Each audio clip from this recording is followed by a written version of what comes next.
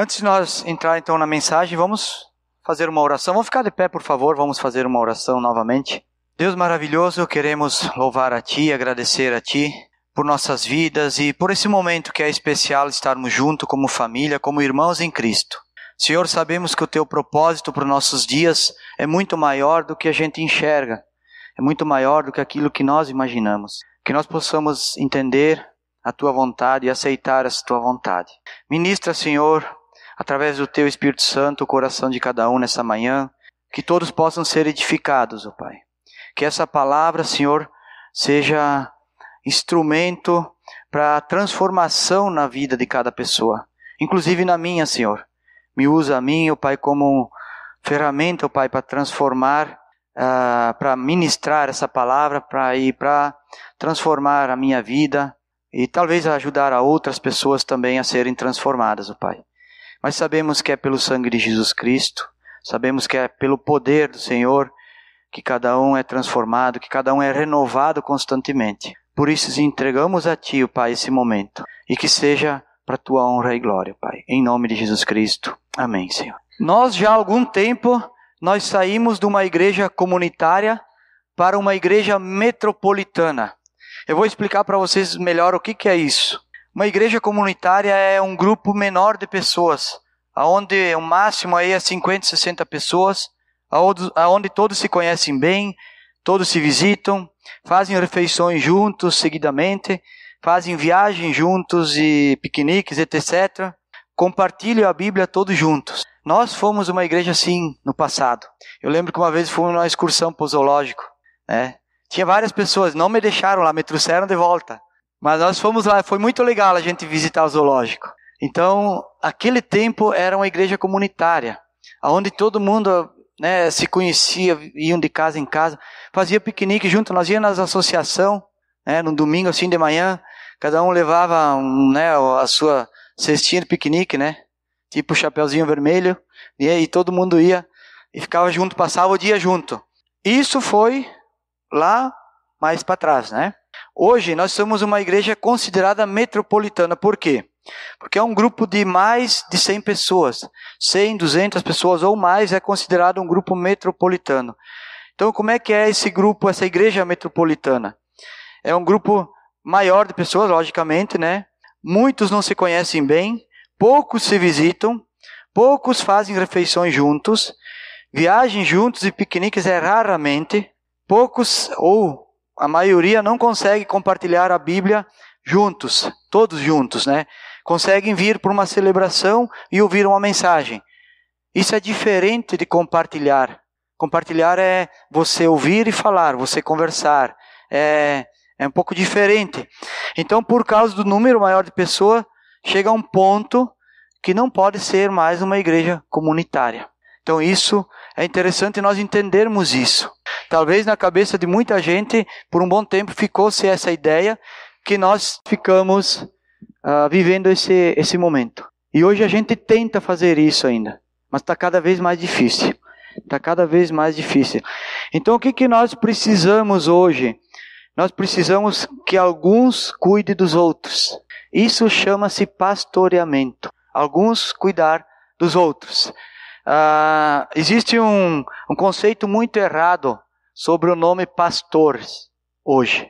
Pastor, ele é colocado hoje diante das pessoas como a pessoa que faz, a pessoa que ensina, a pessoa que exorta, que expulsa demônios, que ele é o ungido do Senhor, ele é tudo, né? Não, esse é um conceito ou uma ideia criada pelo homem. Pastor é simplesmente você andar junto com uma ovelha, é cuidar de alguém. Qualquer pessoa que cuide de outras pessoas pode ser pastor. Ele talvez não seja formado em teologia, talvez não seja uma pessoa que tenha todos os dons. Ninguém tem todos os dons, mas ele está fazendo pastoreamento. Ele está andando junto com a ovelha. Essa é a função principal do pastor. Então, eu gostaria que vocês abrissem Ezequiel, capítulo 34, versículo 1 ao 3, que o profeta já fala algo para os pastores daquela época. Lá no Velho Testamento, profeta Ezequiel, capítulo 34, do 1 ao 3. Aí o título diz o seguinte: Os pastores e as ovelhas. Veio a mim esta palavra do Senhor. O Filho do Homem profetize contra os pastores de Israel. Profetize e diga-lhes: assim diz o Senhor, assim diz o soberano Senhor. Ai dos pastores de Israel que só cuidam de si mesmos.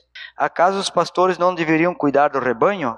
Versículo 3. Vocês comem a coalhada, vestem-se de lã e abatem os melhores animais, mas não tomam conta do rebanho. Então, naquela época já, o Senhor, soberano Senhor, pediu para que Ezequiel Ezequiel foi enviado a falar aos pastores sobre o que estava acontecendo lá na época.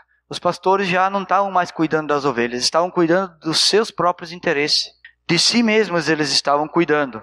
E Jesus sabia que muitas ovelhas ficariam sem pastor. Vai lá para Mateus capítulo 9. Mateus capítulo 9, do 35 ao 38. Jesus ia passando por todas as cidades e povoados, ensinando nas sinagogas e pregando as boas novas do reino e curando todas as enfermidades e doenças. Ao ver a multidão, teve compaixão delas, porque estavam aflitas, desamparadas, como ovelhas sem pastores. Então disse aos seus discípulos: a colheita é grande, mas os trabalhadores são poucos. Peçam, pois, ao Senhor da colheita que envie trabalhadores à sua colheita. Então Jesus já estava falando e anunciando, explicando para os seus discípulos que muitas ovelhas ficariam sem pastores. Por isso ele disse: peçam ao dono da colheita para que envie mais trabalhadores. Então essa era uma necessidade já há muito tempo. Então Jesus também sabia que as ovelhas não conseguiam andar sozinhas, que elas se colocavam em perigo, não podiam se defender, podiam ficar doentes e podiam ser atacadas por animais ferozes, ou seja, podiam ser mortas.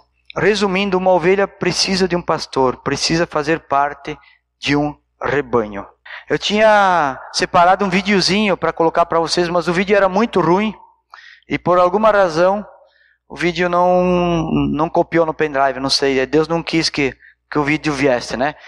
Mas eu vou explicar um pouquinho do que se trata esse vídeo.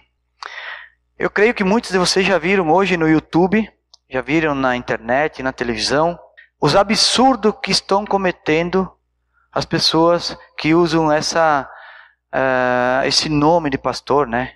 Nomenclatura pastor, né? Tem muita heresia, muitos absurdos. Então, o vídeo começa assim, com um pastor abençoando 2 saquinhos de cimento de 1 quilo, mais ou menos cada um, vendendo cimento, porque aquele cimento ia dar edificar a melhor casa do mundo. Você jamais, nem uma tempestade podia fazer alguma coisa contra essa casa. Depois o outro abençoa as lâmpadas, uma caixa de lâmpada, e aí começam a vender essas lâmpadas. E outro vai indo, né? Outro abençoa a garrafinha de água, né? Um monte de garrafinha de água. Outros abençoam a colher de pedreiro. Ô, Durli, tem que comprar uma dessa. É a colher de pedreiro que trabalha sozinha praticamente. Tu só larga ela lá e ela, ó. Aquilo sobe a parede assim, em detalhes, né, em segundos, assim, é mais ou menos que nem desenho, né? Aí outro vende as vassouras, até nós vimos com o Silvio e a Tânia, estiveram lá em casa sexta-feira, né, os pais da Thalia que estão aqui hoje. E a gente riu com o videozinho do cara abençoando as vassouras, né? Os maços de vassoura. R$1.000 cada vassoura para vare tudo, né? Qualquer coisa que tenha de ruim dentro da casa, vare. Limpa tudo, né? E continua, aí outro vende um martelinho de madeira, né? Parece o martelo do juiz, sabe aquele martelinho de madeira do juiz? Também R$1.000 o martelinho, que aquele martelo, tu resolve tudo com aquele martelo, né? Isso que ele é de madeira, imagina se ele fosse de metal mesmo, né? Um martelo de verdade, né? Então, existem muitos absurdos hoje. Muitos absurdos. Pessoas que estão usando dessa oportunidade, eu acho, né? Que o mundo é cheio de oportunidades, né? Mas tem muitos aproveitadores. Então eles estão se aproveitando e aí a preocupação é grande. Por quê? Olha o que diz em 1 Timóteo capítulo 4. Vamos lá para 1 Timóteo. 1 Timóteo capítulo 4, do 1 ao 3 também, do 1 e 2 só. O Espírito diz claramente que, nos últimos tempos, alguns abandonarão a fé e seguirão espíritos enganadores e doutrina de demônios. Tais ensinamentos vêm de homens hipócritas e mentirosos que têm a consciência cauterizada. É o que está acontecendo muito hoje. Então Paulo já estava avisando aqui para Timóteo, em outros textos, Mateus 24, que fala sobre os fins dos tempos, em Apocalipse fala que nessa época, nos fins dos tempos, haveriam muitos falsos profetas. Muitos homens com ideias perversas, com heresias, praticando de alguma forma uma ideia de Deus, tentando enganar as pessoas, tentando conduzir as pessoas, convencer pela mente delas que se elas fizerem tal coisa elas vão ser salvas, ou elas vão ser livres do pecado, do problema, da doença, da pobreza, de tudo que é coisa. Então essas pessoas são aproveitadores, são falsos profetas, são pessoas conduzidas por demônios. E o pior que se diz em pastor.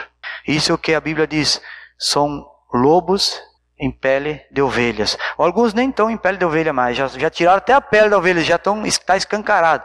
Eu sou o lobo mesmo, né? Se colocar a pessoa falando a Bíblia atrás de um púlpito assim, não vai aparecer um ser humano, vai aparecer um lobo ali falando. De fato. Então, por falta de verdadeiros pastores, as ovelhas estão buscando o próprio alimento. Aonde? No mundo, na mídia, nas coisas que os satisfazem. Estão longe do rebanho, ou seja, longe da igreja muitas vezes, e cada vez mais perdidas. É isso que está acontecendo nos nossos dias. Muita gente acreditando em coisas desse tipo. E o pior é que você vê esses videozinhos, você olha, tá cheio esses lugares. Tá cheio. Parece que quanto mais escandaloso, mais absurdo é, mais gente vai. É interessante, né? Como é difícil as pessoas entenderem a Bíblia, como é difícil as pessoas quererem realmente a verdade.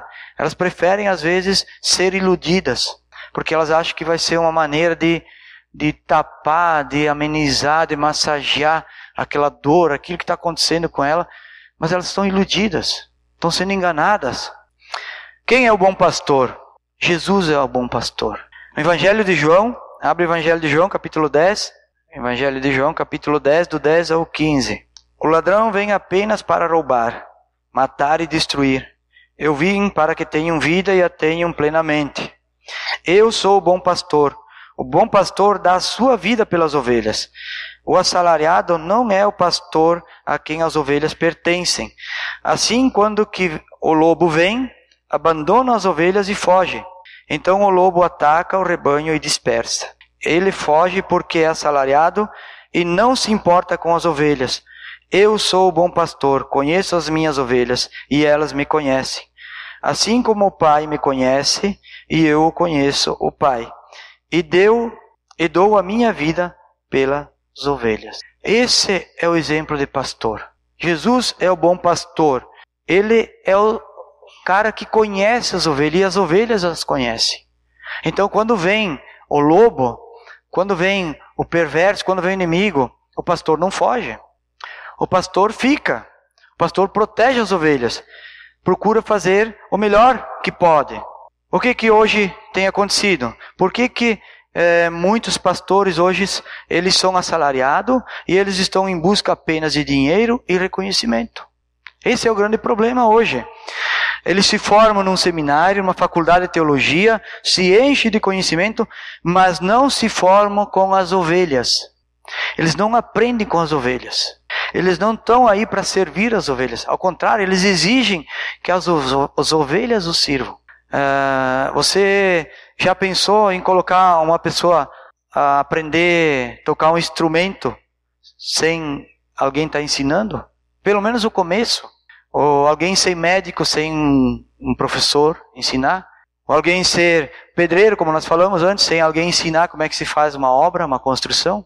Sempre que alguém aprende uma teologia ou aprende um ensinamento, faz uma faculdade, depois ela precisa praticar aquilo, ela precisa colocar em prática para que de fato aconteça aquilo, para de fato ser o resultado do seu aprendizado.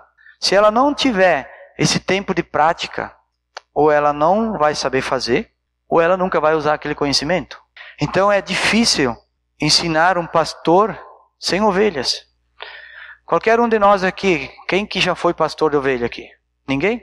Nós nunca tivemos um rebanho de ovelha para cuidar. Mas seria muito correto se nós quiséssemos a começar a cuidar e a ter um rebanho de ovelha, né? Produzir ovelhas, vamos dizer assim, e aprender com alguém. E buscar alguém que conhece, alguém que sabe, alguém que já fez isso. Porque senão a gente vai ter dificuldade, vai ter problema. Os mais velhos, os mais antigos, eles têm uma certa experiência, eles já fizeram isso. Agora, eu falo então agora da igreja, do rebanho aqui, de nós aqui, como ovelhas e pastores, cuidar uns dos outros. Se nós pegar uma pessoa estranha aí de fora, que não conhece a nossa doutrina, que não conhece a nós mesmos, como é que essa pessoa vai cuidar? Como é que ela vai entender as necessidades? Como é que ela vai saber o que deve ser feito? Ou melhor, será que ela vai ter uma dedicação, um amor? Ela vai dar a vida dela por essas ovelhas aqui, por nós? É difícil, né? É difícil alguém que não tenha realmente o interesse humano no coração, o amor, se preocupar com outra pessoa. Se preocupar com uma igreja, com o rebanho. Então Jesus interroga Pedro, ali no Evangelho de João, capítulo 21, 15 ao 17. Depois de comer, Jesus perguntou: Simão Pedro, Simão, filho de João, você me ama mais do que estes? Disse ele: Sim, Senhor, tu sabes que eu te amo. Disse Jesus: Cuida dos meus cordeiros. Novamente Jesus disse: Simão, filho de João, você me ama? Ele respondeu: Sim, Senhor, tu sabes que te amo. Disse Jesus: Pastorei as minhas ovelhas. Pela terceira vez, ele lhe disse: Simão, filho de João, você me ama? Pedro ficou magoado porque Jesus lhe perguntou pela terceira vez: Você me ama? E lhe disse: Senhor, tu sabes todas as coisas e sabes que te amo. Disse-lhe Jesus: Cuide das minhas ovelhas. Qual foi o elemento da pergunta? Qual a palavra aqui que Jesus fez questão de colocar em foco 3 vezes? Pedro, tu me ama? Sim, então cuida das minhas. Jesus não estava preocupado se Pedro era um pastor perfeito, se Pedro era cheio dos dons do Espírito Santo, se ele era habilidoso para falar, para explicar, para fazer milagres, para qualquer coisa. Jesus estava preocupado com o amor que Pedro tinha por Jesus e pelas ovelhas. Era essa a preocupação. Era essa. Porque se não for por amor, é impossível alguém se dedicar a uma pessoa quando ela tiver com uma dificuldade tão grande. É fácil a gente dizer: não, eu te amo. É fácil. Mas quando vem as dificuldades, vem os problemas, a gente, mas agora de madrugada, tu vê, aquela pessoa de novo me ligando essa hora, o que aconteceu agora? Já é a 15ª vez, a 20ª vez que você vai socorrer essa pessoa, a mesma pessoa. E aí? Onde é que está o amor? Aí o amor vai pesar muito nessa hora.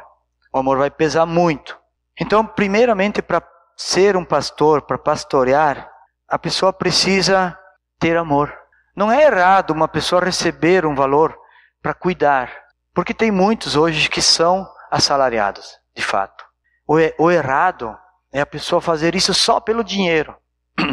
É fazer isso para extorquir as pessoas. Isso é errado.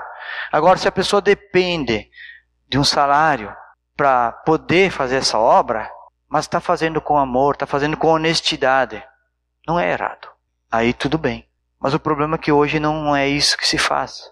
Não é assim que está acontecendo. Então, a questão para nós aqui é como pastorear um grupo de 130 a 140 pessoas. Não dá para fazer aqui somente no domingo, uma vez por semana. E nem todos podem vir todos os domingos. Ou por 1 ou 2 ou 3 pessoas, é muitas pessoas para pastorear. Por isso que lá em Mateus, Jesus disse: orem, peçam ao Senhor, o dono da colheita, para que envie mais trabalhadores. O exemplo mais simples que tem para nós sobre isso, eu acredito que seja o do sogro de Moisés, do Jetro, que está lá em Êxodo capítulo 18. Não precisa abrir lá, eu vou explicar para vocês. Moisés era o único pastor naquela época que saiu com aqueles quase 2.000 pessoas do Egito, né?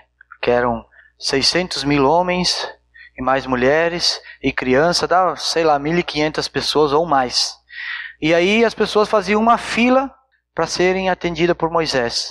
Uma fila. E Moisés ficava o dia inteiro lá atendendo as pessoas e as pessoas o dia inteiro na fila. Vocês pensam onde é que começou o INPS? Lá, naquela época. E continua, né?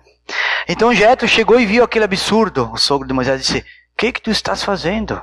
Diz: escolhe dentre o povo homens capazes, tementes a Deus, dignos de confiança e honestos, que cuidem de 10, de 20, de 50, de 100 e assim por diante, até 1.000. Então Jetro deu essa ideia ou esse conselho a Moisés e resolveu o problema na época, para ficar mais fácil. Esse é um modelo de liderança que muitas igrejas adotaram, inclusive nós.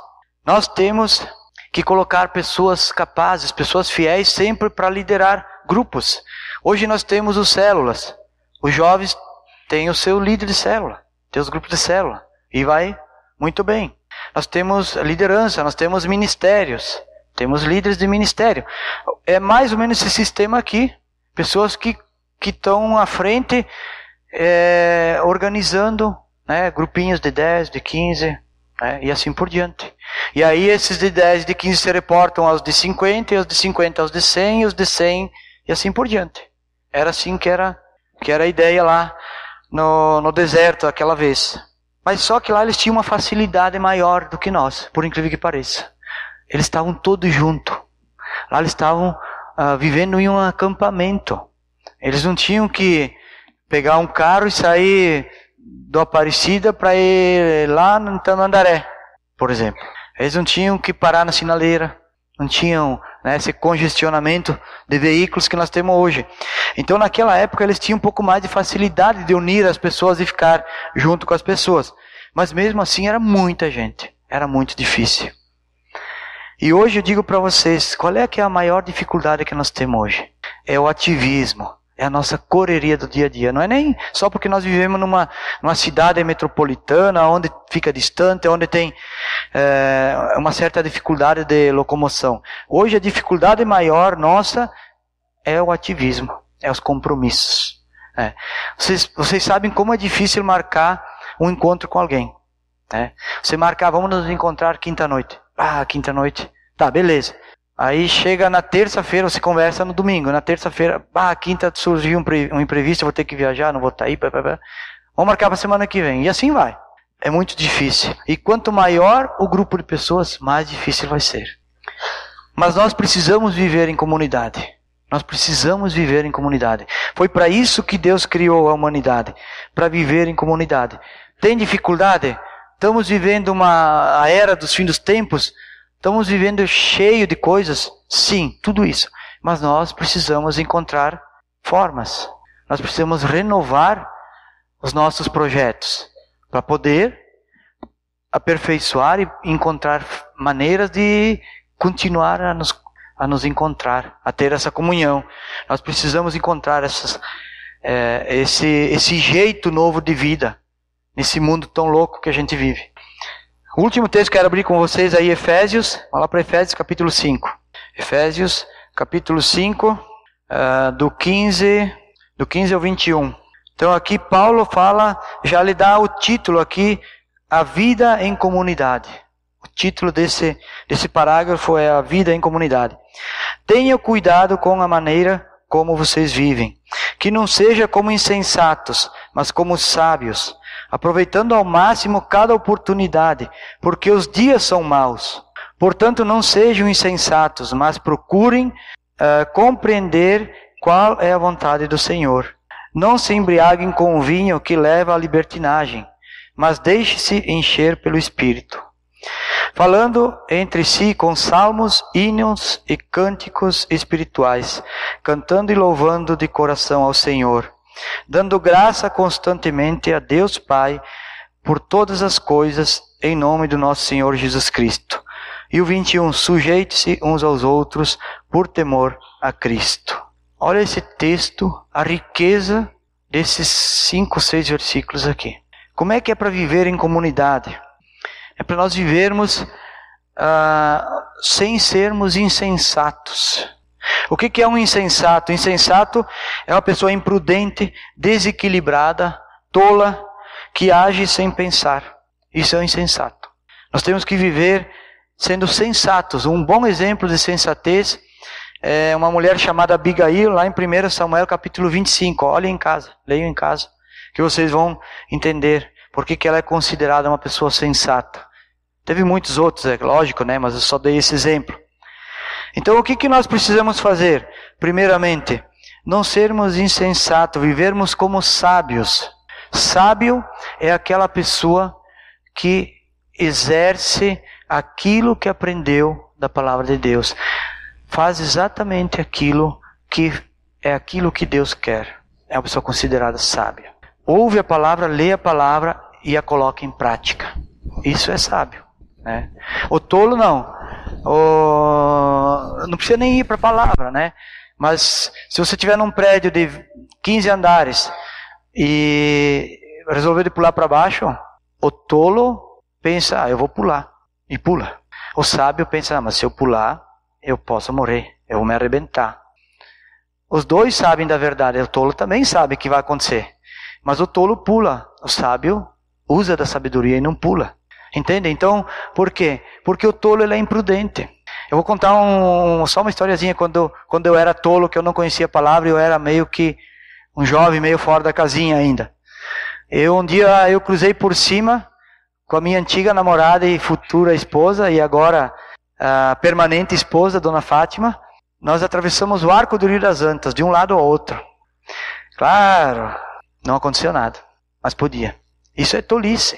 Isso é tolice. Eu sabia que era perigoso? Claro que eu sabia. Ela também sabia. Mas, por falta de sabedoria, a gente cometeu essa imprudência. E eu lembro muito bem que em cima, no meio, eu olhei para baixo e eu fui para frente porque a água ia passando e parece que a ponte estava se movendo. Ainda que eu parei de olhar porque senão eu ia cair. Então é muito perigoso. E as coisas são assim mesmo. O tolo, ele não pensa. Ele é imprudente, ele é insensato. É muito perigoso esse tipo de coisa. Então aqui Paulo está dizendo, não sejam como os insensatos, ou seja, não sejam tolos, sejam sábios. E depois Paulo fala assim, aproveitem cada oportunidade, porque os dias são maus. O que isso significa para nós hoje? Aproveite cada oportunidade, porque os dias são maus. Cada oportunidade para fazer o bem. Cada oportunidade para nós fazermos a coisa certa. Nós fomos criados, Deus criou a humanidade para fazer o bem. Aí as pessoas hoje vêem na televisão, fulano de tal achou uma carteira com R$1.500 e foi lá, entregou, devolveu. Sai na televisão, sai no jornal. Ele só fez a obrigação dele, gente. Todos deveriam fazer a coisa certa, todos deveriam fazer o bem. Anormal é fazer a coisa errada. Não foi para isso que nós fomos criados. Nós fomos criados por Deus para fazer o bem. Ponto. E aqui Paulo está dizendo, aproveitem cada oportunidade, porque os dias são maus. Os dias são maus. Nós podemos ser diferentes. E depois ali ele fala, não vos embriagueis com o vinho. Aqui quando ele se refere a isso, que leva à libertinagem, que leva à perdição, à inconsciência, a um monte de coisa, ele se refere a qualquer vício, a qualquer idolatria na minha vida. Não fala especificamente só do vinho, está falando de qualquer dependência que eu possa ter, que alguém possa ter. Mas deixem que o Espírito Santo encha vocês, ou seja, renove vocês. E aí sim, até aí Paulo está dizendo para o que não fazer, até o versículo 19. Não façam isso. Agora ele está dizendo o que nós devemos fazer para vivermos em comunidade. O que nós devemos fazer então? Falar entre nós com cânticos espirituais. Por que eu falei que hoje de manhã eu gosto muito de vir aqui num dia de manhã e louvar a Deus com um grupo de louvor assim? Porque isso não é toda hora. A comunidade deveria viver assim, louvando a Deus, dando glórias a Deus, louvando ao Senhor de coração, dando graças por tudo, louvando a Deus através do sangue de Jesus Cristo. Porque a graça que nós temos hoje eu acredito que ninguém jamais, em qualquer outra geração, teve tudo que nós temos hoje. É uma graça assim que é despejada assim, é uma torrente, né? Como se fosse aquela tempestade assim de tanta graça que tem. Só que as pessoas não sabem aproveitar, não sabem reconhecer, não sabem dar graças, que nem diz aqui, deem graças por todas as coisas, em nome do nosso Senhor Jesus Cristo. E por fim, Paulo novamente ressalta aqui, sujeite-se uns aos outros por temor a Cristo. Sujeitar-se uns aos outros. Isso é viver em comunidade. Mesmo uma igreja metropolitana, ela pode viver como se fosse uma igreja comunitária, em grupos menores. Então nós precisamos entender. E a minha preocupação maior nesses dias é assim, não se iludam com as coisas desse mundo. Não se iludam com os falsos profetas. Não se iludam com as coisas que vocês veem na internet, que vocês veem no YouTube, no Instagram, que eu acho que devia ser Estragão, né?